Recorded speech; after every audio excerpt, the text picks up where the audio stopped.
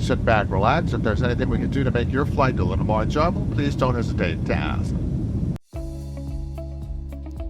How will insurance agents operate safely as ERISA investment advice fiduciaries? Let me begin with these three words: rationalization, validation, and memorialization. Any product recommendation you make will have to have a rationale that's clear, logical, and understandable by your client. But rationalization is not sufficient. Your recommendation will also require validation. In this regard, I believe agents will need to use a profiling process that validates the recommendation. The profiling process should produce a formal, written output that concludes with the validation. The third issue is memorialization. This is critical. Prepare a formal, written summary of your recommendations and actions. In writing this summary, be clear, detailed, and precise.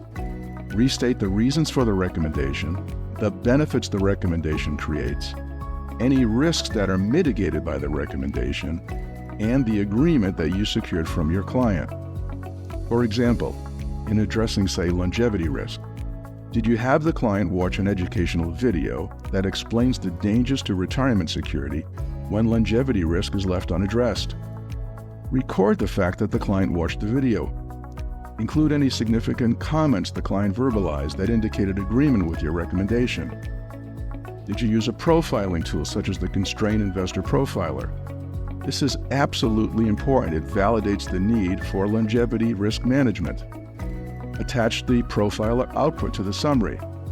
Explain to the client that after every meeting you prepare an after-action summary to memorialize what you and the client discussed and agreed to.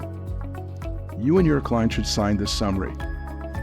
By observing these procedures, you will have created a formal, written record that memorializes all the actions you undertook in conjunction with the recommendation you made. This protects you and your client.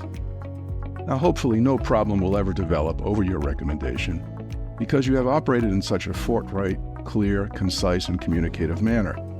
But if a problem does surface, perhaps years into the future, you will be able to produce a clear summary of why you operated in the way you did, including the evidence that your client understood and agreed to your recommendation.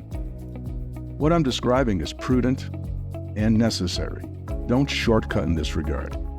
The sanctions for failing to adhere to fiduciary duty under ERISA are draconian and may be career-ending. So always protect yourself. And thanks for tuning in. This is a Macchia Minute. Have a great day.